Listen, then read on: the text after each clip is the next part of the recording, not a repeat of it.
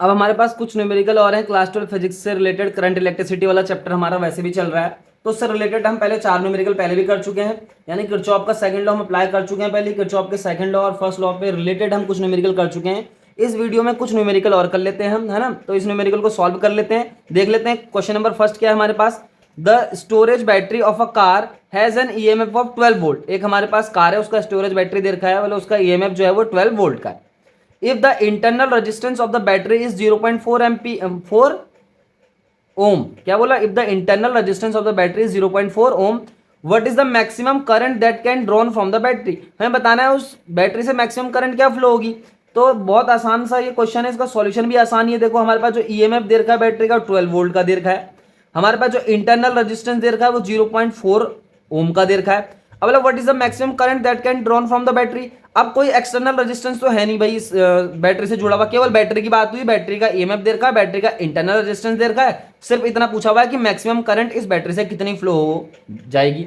तो सबसे पहले देखो हमारे पास एक क्वेश्चन, अगर आपको एक फॉर्मूला याद हो तो फॉर्मूला, अगर हम किसी बैटरी को इस तरीके से, मान लो हमारे पास कोई बैटरी है और इस बैटरी को आप कुछ एक्सटर्नल सर्किट से जोड़ते हैं, इस तरीके से एक एक्सटर्नल रेजिस्टेंस से जोड़ देते हैं आर से, और इस बैटरी का ईएमएफ ई है, इसका जो है इसको थोड़ा सा ऐसे बॉक्स में बंद कर देते हैं, और इसका इंटरनल रेजिस्टेंस बैटरी का आर है और एक्सटर्नल सर्किट में आर रेजिस्टेंस से ये जुड़ा हुआ है। तो क्या होगा, देखो इस बैटरी का ईएमएफ तो ई हो गया, लेकिन जो है एक फॉर्मूला बन के जो निकल के आएगा ईएमएफ का, कुछ इस तरीके से निकल के आएगा, E equal to V plus I R. ये क्या फॉर्मूला था, या फिर हमने इसको इस तरीके से पढ़ा था, एक डेरिवेशन में पढ़ा था हमने, वी प्लस स्मॉल वी भी लिख सकते हैं, दोनों की दोनों सेम चीजें हैं। अब इस कैपिटल वी की जगह कुछ इस तरीके से भी लिखा जा सकता है, आई इंटू कैपिटल आर, और ये आई इंटू स्मॉल आर इस वी की जगह। देखो ये स्मॉल वी क्या है, ये तो ध्यान रखना, स्मॉल वी है potential drop due to the internal resistance of the battery small R, है ना। ये स्मॉल वी जो है ये पोटेंशियल ड्रॉप है, लेकिन इंटरनल रेजिस्टेंस के कारण, क्योंकि इंटरनल रेजिस्टेंस के कारण क्या होता है, कुछ ना कुछ पोटेंशियल ड्रॉप हो जाता है, और उसको अगर आप टर्मिनल पोटेंशियल के साथ जोड़ दोगे, देखो ये तो पोटेंशियल ड्रॉप हो गया बैटरी के इंटरनल रेजिस्टेंस के कारण। बैटरी के इंटरनल रेजिस्टेंस स्मॉल आर के कारण ये क्या है भाई, ये पोटेंशियल ड्रॉप है। और ये जो कैपिटल वी क्या है, कैपिटल वी टर्मिनल पोटेंशियल है across the external resistance R. तो इन दोनों को जैसे आप ऐड करोगे टर्मिनल पोटेंशियल को और पोटेंशियल ड्रॉप को, तो बैटरी का टोटल ईएमएफ ई निकल के आ जाता है। अब देखो हमारे पास जो बैटरी दे रखी है स्टोरेज बैटरी कार की, उसका जो है ईएमएफ 12 वोल्ट दे रखा है, इंटरनल रेजिस्टेंस 0.4 ओम दे रखा है, पूछा हुआ है मैक्सिमम करंट क्या ड्रॉन होगी इससे। अब क्या ध्यान रखना है, देखो फॉर्मूला तो एक्चुअली में ये है हमारे पास, लेकिन जो हमारे पास जो एक्सटर्नल रेजिस्टेंस है, एक्सटर्नल सर्किट तो कोई कुछ दे नहीं रखा है यहाँ पे, तो आर इक्वल टू तो जीरो है, यानी कि कैपिटल आर की वैल्यू जीरो है यहाँ पे, क्योंकि दे ही नहीं रखा, उसने बोला ही नहीं एक्सटर्नल रेजिस्टेंस जोड़ना है कुछ। तो हमारे पास जो ई की वैल्यू जो एक्चुअली में निकल के आ जाएगी ईएमएफ की, वो आई आर निकल के आ जाएगी। तो जैसे आप यहाँ से आई कैलकुलेट करोगे, आई कैलकुलेट करना है, ई अपॉन आर हो जाएगा, सिंपल सी बात है। ई की वैल्यू हम 12 रख देंगे, आर की वैल्यू 0.4 रख देंगे, और जैसे आप इसको सॉल्व कर दोगे तो कुछ इस तरीके से सॉल्व होगा। देखो ये 120.4 हो जाएगा, और 4 3 12 0 एम्पियर। तो इस तरीके से इस बैटरी से 30 एम्पियर की मैक्सिमम करंट को क्या किया जा सकता है, ड्रॉन किया जा सकता है। तो ये तुम्हारे पास क्वेश्चन नंबर फर्स्ट था, अच्छा न्यूमेरिकल है, ध्यान रखना है। अब हम क्वेश्चन नंबर 2 देख लेते हैं। क्वेश्चन नंबर 2 क्या हमारे पास, a battery of 10 volt and internal resistance of 3 ohm is connected to a resistor. एक बैटरी है जिसका जो है हमारे पास ईएमएफ दे रखा है 10 वोल्ट का, और क्या दे रखा है भाई, इसका इंटरनल रेजिस्टेंस 3 ओम दे रखा है, कनेक्टेड टू अ रजिस्टर। अब बोल दिया उसने, क्या कहते हैं, देखो दूसरा न्यूमेरिकल किस तरीके से आ गया, बैटरी भी दे रखी 10 वोल्ट की, इंटरनल रेजिस्टेंस भी दे दिया उसका, उसको एक रजिस्टर से भी कनेक्ट कर दिया, यानी कि एक्सटर्नल सर्किट में कुछ इस तरीके से कनेक्ट कर रखा है। देखो ये हमारे पास एक बैटरी हो गई, इसका इंटरनल रेजिस्टेंस को हम ऐसे दिखाते हैं, देखो हाँ जनरल से ऐसे दिखा दिया, और इसको एक बड़े से बॉक्स में बंद कर दिया ऐसे करके। इसका बैटरी का ईएमएफ ई हो गया, इसका इंटरनल रेजिस्टेंस जो ये है इसको स्मॉल आर से यहाँ पे डिनोट कर दिया, और इसको एक एक्सटर्नल रेजिस्टेंस से जोड़ रखा भाई उसने, यहाँ पे उसने बोला भी है ये एक्सटर्नल रजिस्टर आर, है ना।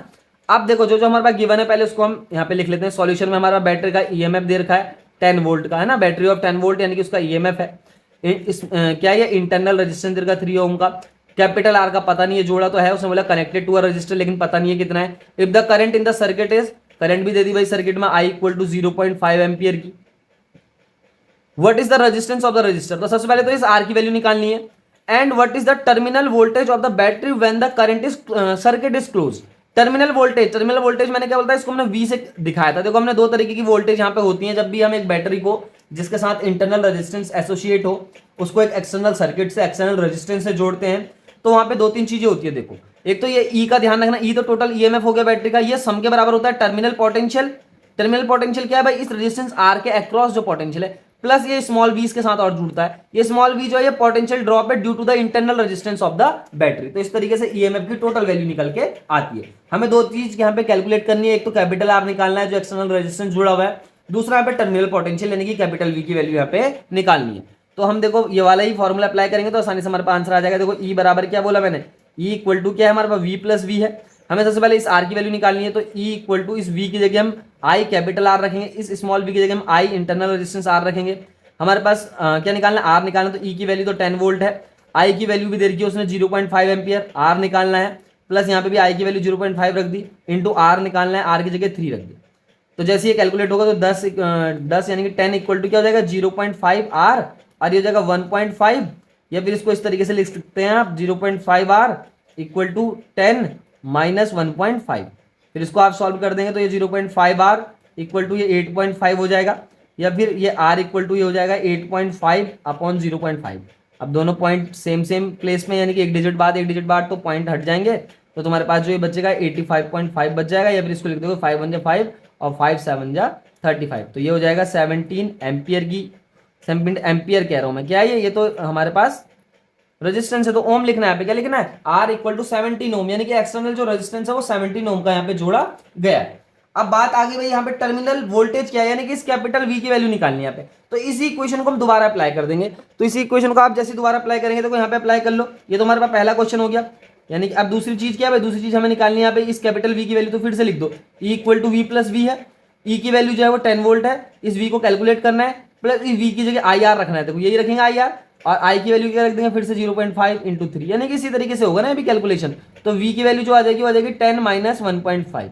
तो वी की वैल्यू टर्मिनल जो पोटेंशियल है वो भी 8.5 वोल्ट निकल के आ जाएगा। पोटेंशियल की बात हो रही है तो यहाँ पे वोल्ट इसकी यूनिट हो जाएगी, यहाँ पे रेजिस्टेंस की बात हुई थी तो ओम इसकी यूनिट हो जाएगी, करंट होगा तो एम्पियर हो जाएगी, है ना। ये सब चीज का यहाँ पे हमें ध्यान रखना है। सबसे मेन चीज जो है फिजिक्स में न्यूमेरिकल करते समय एक चीज ध्यान रखनी है कि यूनिट हमें जरूर पता होनी चाहिए, और फिजिक्स में जितने भी न्यूमेरिकल आप करेंगे उसमें सब आप अगर एसआई यूनिट इस्तेमाल करते हैं तो आपका क्या होगा, न्यूमेरिकल सही हो जाएगा। याद रखना है जब भी न्यूमेरिकल करना है तो एक ही सिस्टम में सॉल्व करना है, या तो आप सारी यूनिट जो है सीजीएस सिस्टम में चेंज कर लो, या फिर सारी एमकेएस सिस्टम एसआई सिस्टम किसी में भी चेंज कर लो, एक ही सिस्टम का यूज करना है। देखो यहाँ पे जो वोल्ट है ये क्या है ओम है, ये एम्पियर है, सारी की सारी जो यूनिट है यहाँ पे ये डिफरेंट फिजिकल क्वांटिटी के सारी एसआई यूनिट ली गई है, एसआई सिस्टम में ली गई है। तो यही चीज का ध्यान रखना है जब भी न्यूमेरिकल सॉल्व होगा एक ही सिस्टम में क्या करना है, यूनिट को लेना है। यहाँ पे भी हमने क्या करा, एक ही सिस्टम में यूनिट को लिया है। एसआई सिस्टम पे हम ज्यादातर क्या करते हैं, फिजिक्स के न्यूमेरिकल सॉल्व करते हैं। तो हमारे पास इस तरीके से क्वेश्चन नंबर 2 भी हो गया आपका। अब हम क्वेश्चन नंबर 3 कर लेते हैं। क्वेश्चन नंबर 3 क्या हमारे पास, इसका भी सॉल्यूशन देख लेते हैं। अब room temperature 27 degree centigrade, the resistance of a heating element is 100 ओम। बोला रूम टेम्परेचर पे, at room temperature 27 degree centigrade, यानी कि 27 डिग्री सेंटीग्रेड टेम्परेचर दे रखा है रूम का, और उस टेम्परेचर पे किसी हीटिंग एलिमेंट का जो रेजिस्टेंस है वो कितना देर का 100 ओम दे रखा है। What is the temperature of the element if the resistance is found to be 117 ohm, यानी कि 117 ओम। बोला अगर रेजिस्टेंस इस एलिमेंट का 117 ओम होता तो उस समय टेम्परेचर क्या होना चाहिए उस हीटिंग एलिमेंट का। Given that the temperature coefficient of the material of the register is 1.70 into 10⁻⁴ पर सेंटीग्रेड। तो इस तरीके से ये क्वेश्चन है। एक यहाँ पे आपको फॉर्मूला याद रखना पड़ेगा, है ना, एक फॉर्मूला बिल्कुल ध्यान रखना है आपको कि अल्फा को हम बोलते हैं भाई यहाँ पे क्या हो गया, temperature coefficient of the register, ठीक है। ये क्या हो गया, टेम्परेचर कोफिशिएंट होता है। इसको कुछ इस तरीके से लिखते हैं, इसका फॉर्मूला होता है R1 माइनस आर अपॉन, यहाँ पे R लिख देना है, और T1 माइनस T। अब ये सब क्या है, सबको समझ लेना है। देखो R1 जो है वो ओम क्या है, उसका रेजिस्टेंस है भाई। R1 कंसिडर कर लो, R1 जो है हमारे पास कितना दे रखा है यहाँ पे, R1 को आप कंसिडर कर लो कितना, 117 ओम, है ना। ये R1 दे रखा है 117 ओम, और जो R है इसको आप कंसिडर कर लो कितना दे रखा है, वो तो 100 ओम का ना, ठीक है। जो बड़ा होगा उसको हम क्या मान लेंगे, R1 मान लेंगे, है ना, कि जो बड़ी वैल्यू होगी रेजिस्टेंस की उसको हम आप R1 मान लेना, तभी जाके न्यूमेरिकल सॉल्व होगा, वरना क्या हो जाएगा, माइनस साइन आ जाएगा उसमें, है ना, जब आप सॉल्व करेंगे। इसलिए जो R1 है उसको बड़ा वाला रेजिस्टेंस ले लेना है, R को छोटा वाला रेजिस्टेंस ले लेना है। अब R1 के जो करस्पॉन्डिंग टेम्परेचर है उसको T1 से डिनोट कर लो, और R के जो करस्पॉन्डिंग टेम्परेचर उसको T से डिनोट कर लो, यहाँ पे सिंपल सी बात है।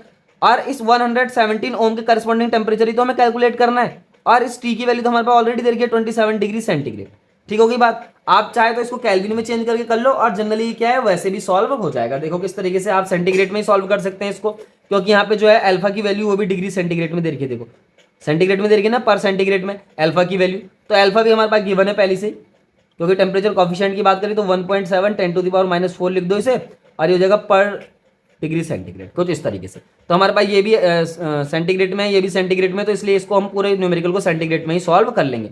हमारे पास यहाँ पे T1 कैलकुलेट करना है, तो पहले इस क्वेश्चन को हम थोड़ा सा घुमाते हैं। देखो आर को हम क्या करेंगे, ये T1 माइनस टी को इस तरफ ले आएंगे।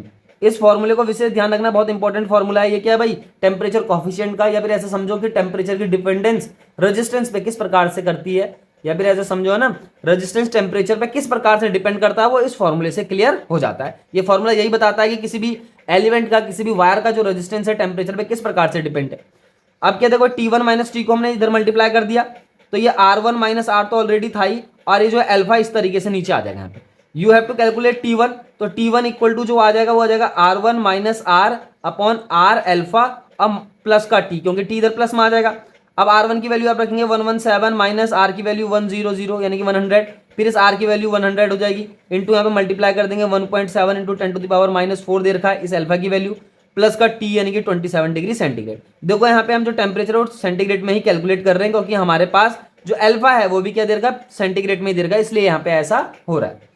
तो इसको घटा देंगे तो ये जाएगा 17 हो जाएगा, ये हो जाएगा 100 इंटू 1.7 को हम 17 इंटू 10⁻, इसको -5 लिख सकते हैं, क्योंकि यहाँ से पॉइंट हटा दिया तो इधर -5 लगा देंगे कुछ इस तरीके से, प्लस का 27 तो है। अब देखो 17 से 17 कटा, ये 10⁻² है, ये 10 क्या है, माइनस का 5 है, तो इस तरीके से हो जाएगा। देखो 10⁻², 10⁻�5, तो 10⁻³ बच जाएगा यहाँ पे, सिंपल सा, क्योंकि उसकी पावर ऐड होंगी ना, सिंपल सी बात है। 10⁻² है देखो, है ना, कुछ इस तरीके से, नीचे 10⁻² है और 10⁻⁻5 है इस तरीके से अपॉन में, तो यहाँ पे बेस सेम है तो पावर को तो ऐसे ऐड करना ही पड़ेगा, तो 2 - 5 - 3 हो जाएगा, तो ये 10⁻³ ऊपर चला जाएगा, 10⁻+3 हो जाएगा, है ना, ऊपर जैसे जाएगा तो 10⁻+3 हो जाएगा ये, तो यानी कि ये 1000 हो गया, 1000 + 27 हो गया ये।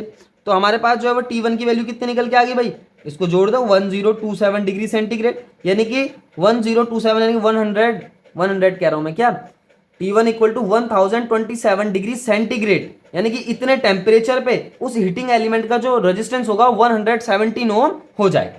तो ये हमारे पास थर्ड न्यूमेरिकल था। यहाँ पे ध्यान रखना, यहाँ पे मैंने कौन सा फॉर्मूला लिखा है, ये फॉर्मूला है dependence of resistance on temperature, यानी कि रेजिस्टेंस किसी भी एलिमेंट का, किसी भी वायर का टेम्परेचर पे किस प्रकार से डिपेंड करता है, वो यही फॉर्मूले से क्लियर होता है। वेयर अल्फा इज द क्या है, temperature coefficient of the register, R1 उसका क्या है, रेजिस्टेंस हो गया उस हीटिंग एलिमेंट का at temperature T1, and R is the resistance of that heating element at the temperature T। तो इस तरीके से ये न्यूमेरिकल भी सॉल्व हो जाता है। अब हमारे पास नेक्स्ट क्वेश्चन है, इस नेक्स्ट क्वेश्चन को भी सॉल्व करते हैं। देखो ये क्वेश्चन क्या है, इसको भी देखते हैं। A negligibly small current is passed through a wire of length 15 metre. हमारे पास जो जो दे रखा पहले गिवन कर लो भाई, 15 मीटर की वायर है, and uniform cross section of 6 into 10⁻⁷ metre square, यानी कि देखो मीटर स्क्वायर दे रखा है, तो सीधी सी बात है यहाँ पे एरिया की बात हो रही है, 6 into 10⁻⁷ metre square, and its resistance is measured to be 5 ohm. बहुत अच्छी बात है, रेजिस्टेंस भी दे दी भाई 5 ओम की।